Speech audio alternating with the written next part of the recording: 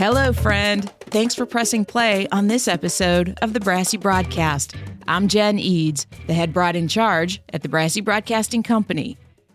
Two quick things before we get into this episode. Number one, if you want to be a guest on more podcasts in 2021, but you don't know how to do that, I can help. I'm running the Pitch, Prepare, and Prosper virtual workshop on Thursday, January 21st, where you will learn what to include in your pitch to get booked as a guest on more podcasts. You're also going to learn how to prepare to show up so that you become their favorite guest and how to profit from your guest appearances. The link to more info and registration is in the show notes. Item number 2 is a quick PSA. I just said the link to more info and registration is in the show notes. Now, I know some of you all are new podcast listeners, and I want to make sure you know what show notes are. It's something that you often hear podcasters mention in their episodes when they say, I'll link to it in the show notes, but they don't always tell you where you can go to find them. Now, it depends on the app that you're using to listen. In Apple Podcast, you can click on details, or if you're listening to an episode, you can scroll down to see the episode notes. In Spotify and in Google Podcasts, when you click the episode title, it opens up the window with the detailed episode description, or show notes. Now you know how to find show notes. On to the episode. Are you living your purpose? What does that even mean, really? I watched the new Pixar movie Soul this past week. It's so good, and it's got me thinking a lot about this idea of living my purpose. It's one of those movies that I'm going to have to go back and watch again because I know I miss things.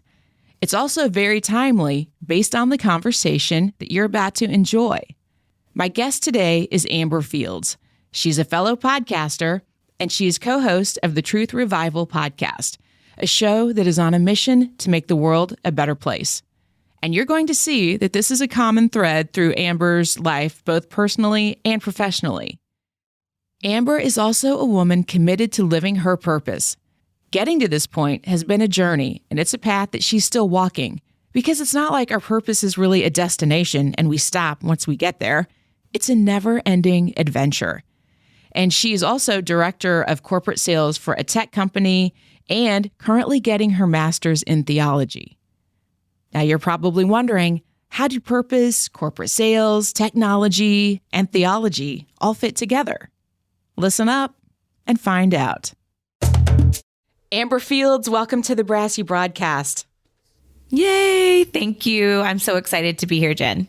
I met you through linking indie women, but I had my eye on you for a while because I was at Rebecca Hession's event where you shared your story.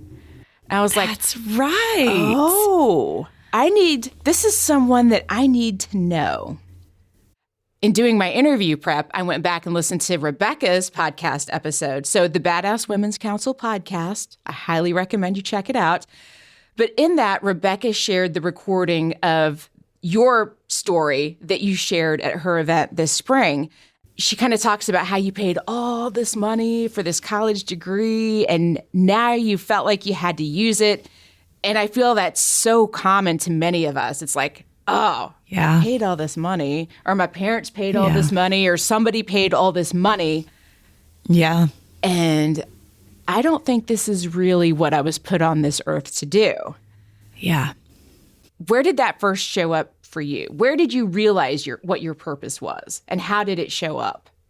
Oh, where did my purpose first show up? I can tell you where it didn't show up. I can tell you where it was the first time where I was like, oh, no. So it was 9/11. I was the news director for 88.7 WICR, which is the local radio station for the University of Indianapolis. Mm-hmm. And my brothers lived in New York. I'm at work. I'm in the studio by myself. It's super early in the morning. And, we have the local news on. I had 3 reports to do that morning. And I get on the wire and I'm watching it happen. And I've got to get on the air, to tell this story. And I was choked and I was like, tears rolling down my face. I couldn't get a hold of my brothers. It was just one of those days where you're like, this is not actually happening. So I did it. You go on and you come off the air and you go, okay, this is probably the worst worst that you would ever report. Yeah. And I don't want to be the bearer of bad news for the rest of my life. Holy crap. And I've got an $80,000 degree that says, well, you better. Right. As we let money dictate and our debt dictate our lives. Right. And so I decided that I was going to try and, just let me see what I can do with it. Let me give it a shot. I'm this far into it. But I was miserable, Jen. It was not feeding my soul. I couldn't get any traction. My first job. And keep in mind, I was getting married at this time. My husband had 2 small children. And I didn't want him to have to move away from his kids. I wanted to be a part of raising these kids. So that's a part of the bigger story. I just wasn't willing to pay the prices to move out of state, start in a small market, making $20,000 a year that wouldn't even pay for life and paying those student loans back. But when you have your mind set on something and you have no idea what else to do and what you're good at, I think that colleges should teach people about who they are as people and what your purpose is and dig into, the divine human side of, what you were born to do, because not a waste. It wasn't a waste because I'm really glad that I have it. Mm-hmm. It has served me well throughout my discovery period. Yes. I love that that's what you call it, the discovery period. So as you're sitting there and you have this realization, what did you do next? What did I do next? So I avoided. Oh, nice. Perfect. Yep. I said, I'm not ready to dive into that. You know what I know that I'm good at? I'm really good at being a wife and a mom. Mm-hmm. I'm going to do that. I'll just figure me out later. Hopefully it comes along the way. And I'm going to put my focus on what truly matters right now. Yeah. And I did that. And I worked jobs. I gained great experience in customer service and leadership and management in the ways of the world, because I was doing supply chain management. But all along the way, I was selling something. I was selling the products that I was moving from around the world. I was selling my people that I was leading and managing. I'm selling ideas to upper management from where I am. So I'm literally spending my entire career enrolling people into ideas and selling something. Think about it. Yeah. I'm selling every single day what I'm having for dinner to my 5 children. That might be your most challenging sales job. Girl. They're all, no one's ever pleased with what we've decided to have. But I just think it's, enrolling people into a vision that they have for their life and for what I'm seeing, the vision that I have.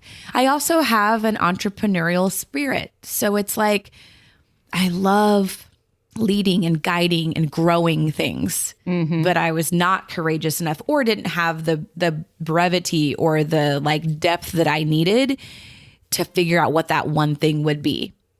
So I tried on everything, Jen. I tried on multi-level marketing. I tried on customer service. I tried on restaurant. I was a server forever. Love that job because I didn't actually have to think very hard. I just got to be. And I'm sure that you did very well because there's something I feel like people are just drawn to you. So anybody sitting in your section was probably like, yes. I had fun doing it. I think that was the biggest thing is don't take your job too seriously. And that's a struggle that I've had throughout the years because when you don't have your purpose lined up with your profession, sometimes it's really hard to have fun. Ooh, so let's talk about this. How is your purpose aligned with your profession now? And did that happen accidentally or were you intentional about it once you figured it out? Yeah, I definitely was not intentional. It's a God-given, I've tried to veer away. I've tried to run away and I just keep getting put back in front of the people, right? Uh-huh. So people oftentimes, look, I'm running 2 verticals right here. I'm a director of corporate sales for a tech company. I'm going to getting my master's degree in divinity, my master's in theology. So I'm running a ministry alongside. And it's funny because people go, how does that even correlate? And I'm like, are there people behind the technology? And they're like, Oh, right. So my purpose in life is about the people. I think most people purpose in life is about relationships, connection, and people. I just believe that we're all born with certain unique gifts and talents, and my gifts serve humanity, as I believe everybody's does. But I got a clear look, these are the gifts that you're good at, so go give them away and find a way to make it show up in your daily life, regardless of your job. And then they align, and then they start to show up, and you go. It's funny how many times I'll sit down with CIOs, and tech is the least amount of things that we talk about. We talk about life, we talk about spirituality, we talk about their kids, and then by the end of it, they're like, "Oh yeah, and now let's do business together." I didn't do that. I just showed up, had the conversation, and allowed for, me to be me and to listen to what that person is actually needing and wanting from me versus trying to come in and shove something down their throat. Because that always works so well. Oh, you yucky. Especially when you're trying to get 5 kids to agree on what you're going to serve for dinner. Girl, that's right. That's right. Nope. And a husband on board too. Oh, right. By the way. Right. I want to know more about this call to go back to get your master's in theology. Was that something that you recognized immediately and you were like, oh, I don't know where that fits in? Did you fight that, or were you like, oh, this is absolutely what I'm supposed to be doing? No, I fought it. I'm shocked. I fought it hard. Tell me about I that. fought it. So I have dealt with, for a long time in my life, which I didn't even know I was dealing with until someone brought it to my attention, unworthiness. So I felt very unworthy to serve as, a minister or a pastor or a representative of God, because I had, we're not perfect and we make mistakes and we do things, and you carry around shame, guilt for years and years and years. It's like a backpack we just walk around with and carry, right? Supersize that. Yes. Like, my back hurts from carrying this thing for so long. Right. Like, I can't even stand up straight anymore. So, So it kept coming up and it kept coming up. How did that show up for you? Oh, people coming to me with this, you seem to know a lot about spirituality and about relationships with God, and I'm struggling. Can you help me figure this out? And I'm looking up like, God, are you sure? Did you just have them come to me and ask this question? Like, I'm still on the journey myself trying to figure it out. Like, who am I to lead? And it just kept coming back. And I'm like, okay, I can remember sitting in church, and the pastor is saying, like, you are called to do something, and it is time for you to stop being in denial. It is time for you to stand up and do what God is asking you to do, because you're only, you're only waiting, because you're going to do it regardless. Because if he calls you to it, he will see you through it. And I'm like, he's not talking to me. And big alligator tears start coming down my face. And my girlfriend puts her arm around my arm, and I was like, oh. So that's when I really was like, okay, I am worthy to do this. And it is actually what he is asking all of us to do. So what if all those years in college, it was preparing me to speak about, people in faith and helping them figure out what their belief systems are and living their best life, not from a video camera or from that type of stage, but from a spiritual stage. How do you feel about this now? Oh, Jen, like, it's funny when you align who you were born to be with what you do in life. And it doesn't, the thing that I kept struggling with is I needed to know what it looked like. I needed to understand where God was taking me with this. And you don't get to have that information. You get to walk the walk. Right. I think they call it faith for a reason. Weird. Weird. I had a friend of mine say, listen, when you walk into a building for the first time and you go up the escalator or you go up the stairs, do you actually know what you're walking into before you walk into it? Do you know what sits on the other side of that door before you walk in? No. He goes, but do you still walk through the door? oh, yeah, of course I do. He goes, so just walk through the door, Amber, and let all the stories that you've ever carried along with you, that you're not good enough, that he wouldn't actually ask you to do that you're not worthy. And know that even though those are things that you believe about yourself, you're still doing it and you're making a difference. So imagine if you embraced it, realized how the capacity and the level of impact that you can make when you embrace that. And I was floored. I was like, what are you even saying to me right now? That's a heavy conversation. Oh, Jen, I have all the heavy conversations. That's actually one of the things, like growing up, my parents didn't get it. My friends didn't get it. They were like, you are so deep. You are vulnerable, and you make me say things and open up to you that I'm not comfortable with, but somehow I just do it anyway. Yeah, you're the scariest of friends. Yeah, because I make you take a mirror and look at yourself, right? Not for the shame and guilt purposes, right? I make you take a look at yourself and your goodness and your greatness, and where are you playing small? Well, because I think it's so easy for us. We can see our own shame and guilt without anybody holding that mirror up. That's right. But when somebody does that and forces you to look at your gifts and your talents and your beauty, that's really hard. And it's a layer of protection, Jen. Totally. Look, if I'm carrying around a bunch of masks and, got a backpack full of all the things I've ever done wrong in my life, and that's what you focus on, because and when you focus on it, it expands. So then it's greater, bigger, heavier, harder. Yeah.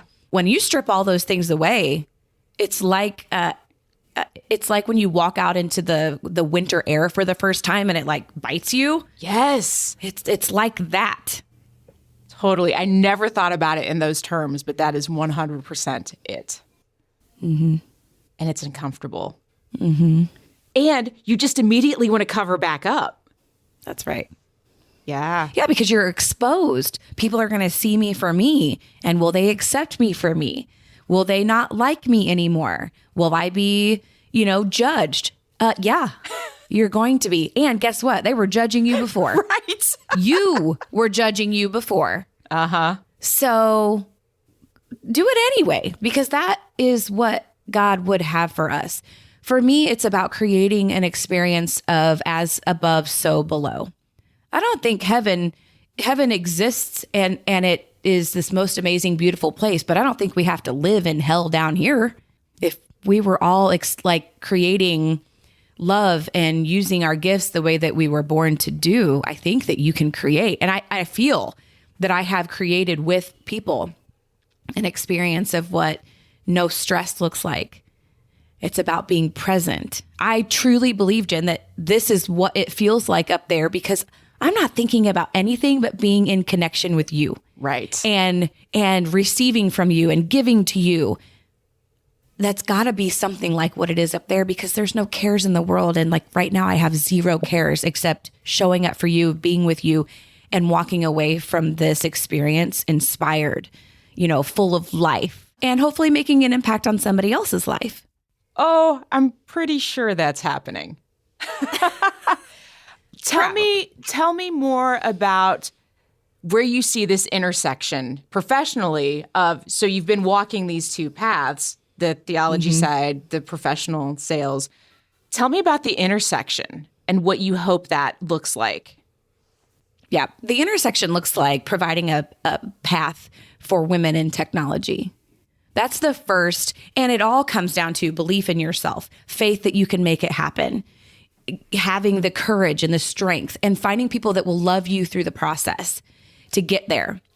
We live I'm always fighting my way to the top in this vertical. Mm-hmm. Not because men are bad or, men are our allies and they're the ones that help us get there. But like in anything else, right? For the first time women got to vote, all those things, right? There's still some of that we're working through. And because it's been so hard, a lot of women have decided it's just not even worth the fight. Yeah. I'm just not even trying to do it. And I'm over here saying, actually it is. And this is why. And this is why, right? I believe that through, with the company that I am with today, there's possibilities around serving other countries in technology and going over there and pastoring, speaking, on the weekends, spending time with the less fortunate.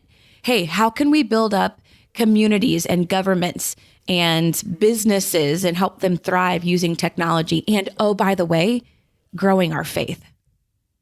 What if that was possible? That's what I see. I love it. I love that you're just so crystal clear on your vision. Mm-hmm. Took a long time. It feels like. For some people, they're like, girl, I'm 60 years old, still trying to figure it out. And I'm like, great. It's not too late. Right. And I think sometimes we feel like, well, I've hit this age now. What's the point? Mm-hmm. I hear that a lot. And that makes me really sad because I think that you can live your purpose and you might not get to live it in your 9 to 5. Right. But you are. You are. And let me challenge that. Okay. While oftentimes we don't feel like we are, look, we were made for being in relationship with people. And we are in relationship with people every single day. You come into work, how can I show up using my gifts? And no, it's probably not exactly what you would like to be doing or what you feel called to do, but it is. Look, right now, my job is to raise kids and take care of my family. Mm-hmm. So I'm just going to find a way for these two things to coexist together because that's what God has asked me to do.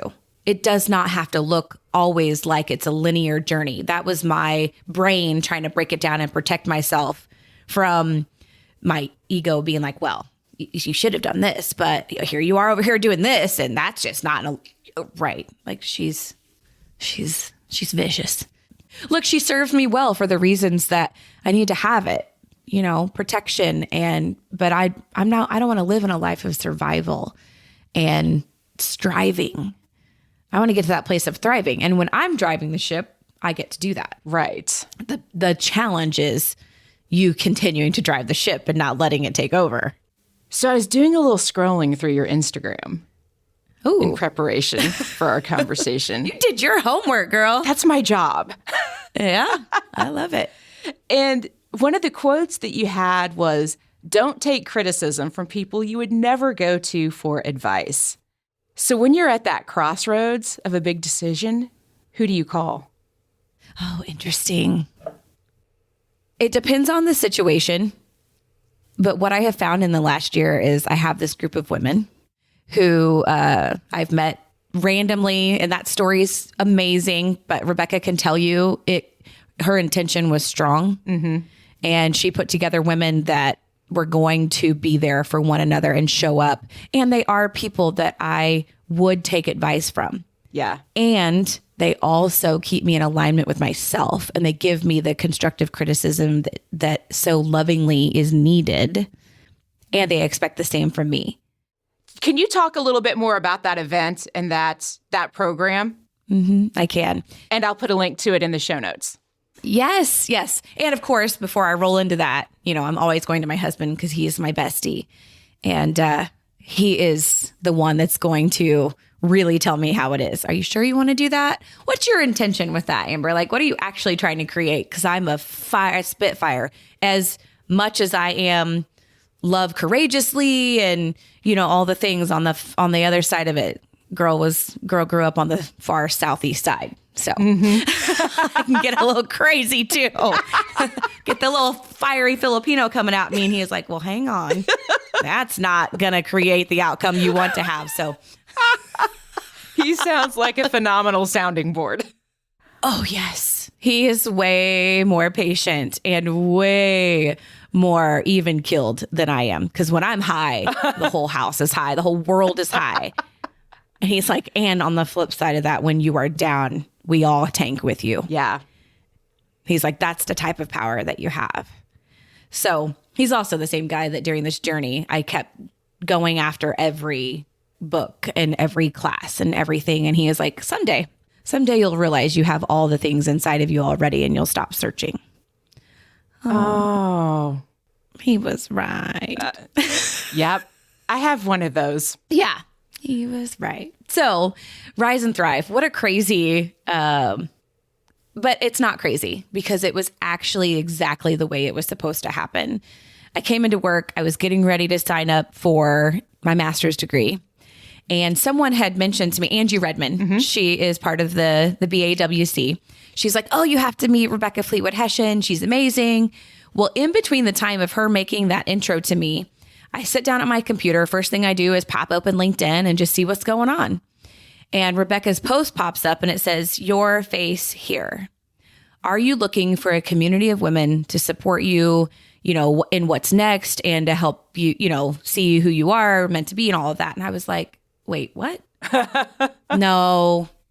So I keep scrolling and I'm like, you know what? I'm going to reach out. What is this thing? What does this mean?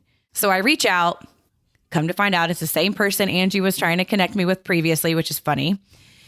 So I'm talking to Rebecca and I'm like, okay, great. This sounds awesome. How much is it? Gasped. I was like, first of all, women are the worst at this. We just don't invest in ourselves. Everybody else comes first. Like my husband would kill me if he knew, like all these stories were just floating around in my head. And then I was like, look, for what you need in your life right now, what if this is the thing that is going to provide you what you need as a stepping stone to what is next? Mm-hmm. So at 5:30 in the morning, I sit up in bed. I slept horribly. I couldn't put it to rest. I couldn't get past it. So I messaged her at like 7 o'clock and I'm like, okay, I'm in, but can we have a conversation around what this is going to look like? And, she's your yes. She's like, yes. So I was in, and that I only had like 4 days to say yes left. It was like right down to the wire. Oh gosh. And it gets worse. So like the day we go to start, I get sick. Thank God it wasn't during COVID times because people would be like, stay home. Right. I had a cold. So it kept, like the universe, the world kept trying to get me to not do this for myself. Mm-hmm. And I didn't have a ton of support either. My friends are like, I think you're perfect the way you are. Why do you keep having to go out and do stuff? And I'm like, but you just don't get it. And professionally in my career, I know that I am enough now. Like I get that. Yeah. But I've got places I want to go inside of my career. I need clarity. I want this support system. I got to go out and get that. And I'm telling you, Jen, what I got out of it was way more than I bargained for, way more than I paid for. Like going back, I would have paid way more for what Rebecca is selling. I've been professionally speaking for a long time. And I can get up and I can talk about God. I can talk about my kids. I've never gotten up there and told my story. And when I think about, because for whatever reason, it didn't matter. People don't want to hear that. And what I found was there are more people in the world that can relate to your story than you think. My daughters are sitting in the audience, my mom, my daughter, friends, my husband, and they're all crying because they're like, we had no idea that these are the hurts and the hardships that you've had. At the same time, because I was almost adopted as a child, like as a brand new baby, one of the things that my mom has carried with her for years is guilt. And my intention in sharing this story was healing for her because look, I wouldn't have chosen another life for myself ever. I'm so glad that you decided on that day when you held me for the very first time to keep me and create a life for me and with me. And my daughters are like, holy crap, Mom, we just had no idea that. And so now they've got something to walk away from, like, oh, there's some context around why Mom is the way that she is and the struggles that she's been through. And there are other women that were in the audience that were like, yes, me too. I think that's the thing. Yes, me too. So I meet so many people who are like, my story doesn't matter. I can't get up there and share it. You're actually not getting up there to share it for you. You're going up there and sharing it for them. And I did not know that was going to be such a great gift to me. But when I walked off that stage, I was like, yes, there is a dual purpose in what this is happening and why this is happening. It was a struggle, Jen. I struggled. You could ask Alex Perry. I was like, I'm not trying to get up there and talk about myself. That looks like yucky vulnerability. That looks like, she's like, right, all the things that you preach. And I'm like, oh. Yeah, so she got me. And it was amazing. It turned out exactly the way it was supposed to. I said all the things I was supposed to. So for me, it's courage. I want to give other women and men the courage to go out and tell your story because it matters. From that experience, what was most surprising to you? That we walked into the room, all complete strangers. There's 10 of us in this room, complete strangers. And within 3 minutes, we're opening up, we're sharing things about ourselves that we've never shared before. The level of connection, the vibration, the energetic high that existed inside of this place was like, I was like, this doesn't happen. Like, this is not normal. And it was anointed. I felt that God was in this place. I felt everything that Rebecca was trying to do. She didn't have to try. She created it. It happened. And from that day on, we were immediate friends. We were immediate confidants when it came to work situations. I had one of the most difficult situations happen to me in my career while I was a part of this, like going through this program. And it's, again, I must have a thing with early morning situations, but it happens on a Thursday. I didn't tell them. I was crying. I was like, okay, is this the moment in my career where I have to figure out, do I choose technology? Do I move into ministry? That doesn't seem like it's the right time. I'm on the horn, 5:30 in the morning, messaging the girls like, help me. Yeah. I am in a very bad place and I'm about to fall apart. I just moved into a new house. I had, it was right before the holidays. It was bad timing to be looking at switching jobs, but I was being forced into a corner. They wrapped their arms around me. They held me. They let me cry. They let me figure it out. And they poured into my soul. Rebecca gets on the phone and she was like, listen to me. You have been asking for this. And God sends you little hints of things, but you're not very good at accepting them. That's essentially what she said. He was like, so he has to come at you with really big things, Amber, to get your attention. This is it. So don't go into a scarcity place. You have opportunities in front of you. Go pick one and go do the thing. Okay. So you get off the phone, you go, okay, so what's next? They just don't allow you to sit in your mediocrity for very long. Oh my gosh, what a gift. Because I find that my mediocrity is super cozy. Oh, well, yeah. It's my whoopee. It's my blanket. Like, I don't have to stretch. Girl.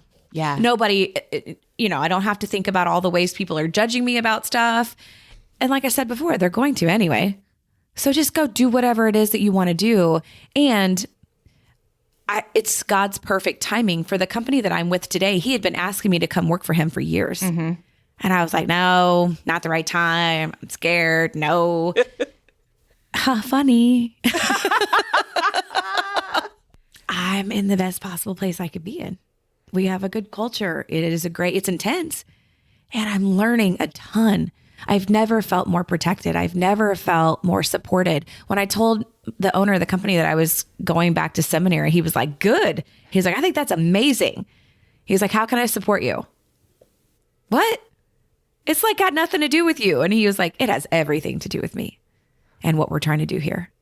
Wow. What a gift to be in an environment like that, to feel that support. Yeah. Yeah, for sure. What's a daily practice that you have to continue to pour into yourself? Ooh, I journal a lot. What's that look like? Is it a set amount of pages, a set amount of time? What's the practice look like? I just start my day with it. I start my day in meditation, prayer, just spending time alone with myself. And I don't journal every day. Sometimes it's verbal, but on most days it's, just saying the things. What's the theme of the day? What are you experiencing? What are you feeling? What's your intention for the day? What are we getting done today? Mm-hmm. How are we getting this done today? And then at the end of the day, are you going to forgive yourself for not getting done all the things that you hoped that you had gotten done? Oh, I think I need to add that piece to my journaling. Yeah. Yeah. Because I'm a doer. I'm a fixer. Like So I just take on all the things during the day. And then I look at my list and go, oh, I missed that. It's okay. Yeah. Tomorrow it is available to me tomorrow. I think prioritization is a really big deal.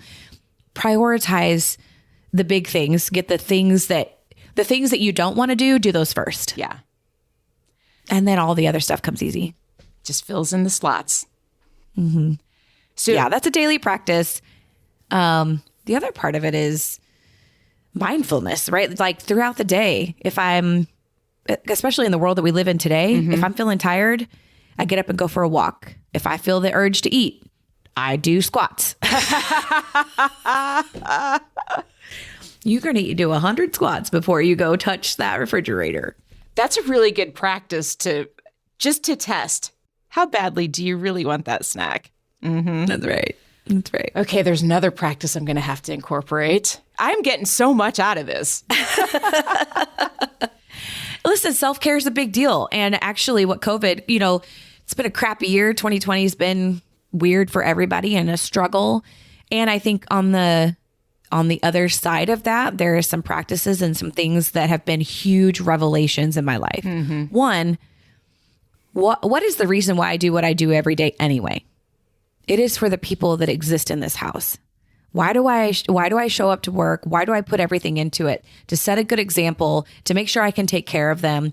And additionally, because I truly enjoy doing whatever it is that I'm doing. I find joy. I don't do things I don't want to do. I do all the things I love to do, mostly. And so paying attention to them, getting back to having the opportunity to work from home and to go make them breakfast, to go make them lunch, to not feel guilty that I'm not getting my job done because I now own my own time. Mm-hmm. And I typically work for as long as it takes to get the job done. Do as much as you need to do to get the job done and then go be with the people. Secondarily, I'm terrible at self-care. I was bad. Uh-huh. But what I realized, if I had an empty cup, they're the ones that suffer. Right. My friends and family are the ones that suffer because I don't have anything left for them because I gave it all away during my workday. So I told my husband, I'm like, there's just things I got to do to make me feel whole again. Mm-hmm. And through COVID, I've done everything. From massage to Reiki to floating to reading to running to exercise, getting on, Erica Ballard is a good friend of mine. And she was like, when you are your best self, it looks like what? And I was like, I don't know. That's a good question. Why you gotta make me dig there? She was like, because your peace and your freedom sits on the other side of whatever that statement is. And so what I realized, it's eating clean. It's not drinking. I have the most energy that I've ever had. I feel the best that I've ever felt. And I feel stronger and healthier. So when you kind of combine all those things together, like you almost feel unstoppable. Right. I don't want to just be unstoppable. I want other people to have that experience too, right? Or have the experience of whatever it is that they're looking for. Like, look, what is it that you're thriving for in life? Where are you trying to go? And how can we help you find the people that will help you get there? I'm not always the answer, but I bet I know somebody who could be. Exactly. So as we do wrap this up, I guarantee you there's somebody that needs to hear whatever it is that's going to come out of your mouth next. What is the message you want to leave us with today? No pressure. No, right. I'm like, oh gosh, there's so many things. I think that the biggest message or the thing that is so strong on my heart right now is that self-care is not selfish. It will lead you to purposeful living. Because when you dive into who you are and who you were meant to be, and you take that time to reflect back, to look in a mirror, everything starts to align when you know who you are. When you know that you are doing enough, you're being enough, that you are enough, the world just starts to move in a way that you've never experienced it before. And I think this time, even I struggle, right, with anxiety and stress in a way that I never have before. I'm not an anxious person per se, but COVID has caused me, if I'm being super vulnerable, a level of stress and anxiety I've never had before. So I can either deal with it, take all the drugs, do all the things, to fix it on the surface, or I can just spend the time, ask for, give myself permission to do the thing that I need to do so I can be who I need to be for the people that I love and care about. If you've been in the struggle of feeling out of alignment with the work that you're doing professionally, or maybe you're standing at a crossroads trying to figure out which direction to go, I hope this episode has helped you understand that it's okay just to sit where you are for a minute, look around, take a breath, pay attention to what God or the universe or whatever you call it might be trying to tell you. It might just be a whisper right now. Pay attention so it doesn't blow up into something that is really going to get your attention down the road. You might be in a job that feels pretty unfulfilling. You don't know how this current skill set or someone that you might meet will serve your true purpose down the road. You might not see how two seemingly different passions of yours will intersect. Follow your curiosity. If getting your voice and your message out into the world is something you're feeling called to do, go to brassybroad.com and schedule a call with me to see how we might work together to get you into the ears, heads, and hearts of your audience. And if you're one of those people that has researched podcasting to death and you still haven't started, then we really need to talk. I can help you. Let's continue this conversation about purpose. I'm on Instagram at BrassyBroadGen. Screenshot the episode, share it on social, and tag me. Let me know what you got out of it. You can also send me a direct message. You'll find me on LinkedIn at Jen Eads, and now I'm on Clubhouse at BrassyBroadGen. Thanks for listening. Now get out in the world and do some good.